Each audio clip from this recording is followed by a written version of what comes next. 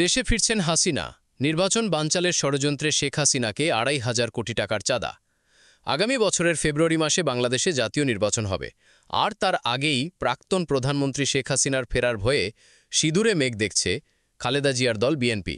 বিএনপির মহাসচিব মির্জা ফখরুল ইসলাম আলমগীরের দাবি, নির্বাচন বানচাল করে দেওয়ার চেষ্টা করা হচ্ছে। দীর্ঘদিন ধরেই বাংলাদেশে জাতীয় নির্বাচন নিয়ে টানাপোড়েন চলছিল। অবিশেষে চাপের মুখে অন্তর্বর্তী সরকার নির্বাচনে রাজি হয়েছে। এই আবহে বিএনপির মহাসচিব মির্জা ফখরুল দাবি করেছেন, নির্বাচন বানচাল করে দেওয়ার চেষ্টা হচ্ছে। নির্বাচন বানচালের অংশ হিসেবে দিল্লিতে শেখ হাসিনাকে ২৫০০ কোটি টাকা দিয়েছেন এস আলম গ্রুপের চেয়ারম্যান সাইফুল আলম মাসুদ। বাংলাদেশে জাতীয় প্রেস ক্লাবে একটি অনুষ্ঠানে মির্জা ফখরুল বলেন, দুর্ভাগ্যজনকভাবে কিছু রাজনৈতিক মহল অত্যন্ত পরিকল্পিতভাবে নির্বাচনকে বানচাল করার জন্য, নির্বাচনকে ব্যাহত করার জন্য নিত্য নতুন দাবি তুলছে। এমন দাবি তুলছে যার সঙ্গে বাংলাদেশের মানুষ পরিচিত নয়। ৭১-এর কথা ভুলিয়ে দেওয়ার অনেক চেষ্টা চলছে, কিন্তু সেটা ভোলা সম্ভব নয়। বিএনপির মহাসচিব বলেন যে, গণতন্ত্রের পক্ষের শক্তি যেন ক্ষমতায় আসতে না পারে, তার জন্য সরকারের ভিতরে একটা মহল সচেতনভাবে চেষ্টা করছে।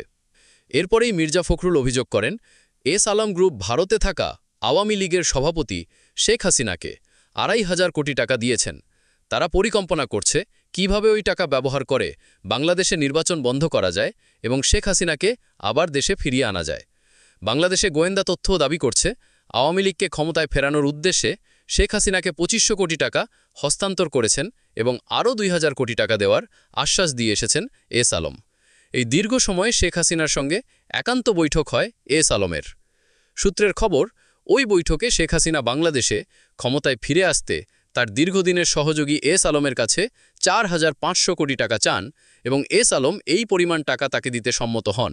এই অর্থ নির্দিষ্ট কিছু খাতে ব্যয় করা হবে বলে সিদ্ধান্ত নেওয়া হয়। বাংলাদেশে গত আগস্ট মাসে হাসিনা সরকারের পতন ও অন্তর্বর্তী সরকার গঠনের পরই বিএনপি ৩ মাসের মধ্যে নির্বাচনের দাবি তুলেছিল। সেই জন্য সমালোচনাও সহ্য করতে হয়েছিল। সে কথা উল্লেখ করে মির্জা ফখরুল বলেন, যদি গণঅভ্যুত্থানের ৩ মাসের মধ্যে নির্বাচন হতো, তবে অর্থনীতির বেহালদশা হতো না। নির্বাচিত সরকার জনগণকে সঙ্গে নিয়ে অন্য শক্তিদের উড়িয়ে দিতে পারত। তিনি বলেন, যখনই একটা পরিবর্তন হয়, সেই পরিবর্তনের সুযোগ নিয়ে নেয় অন্যরা।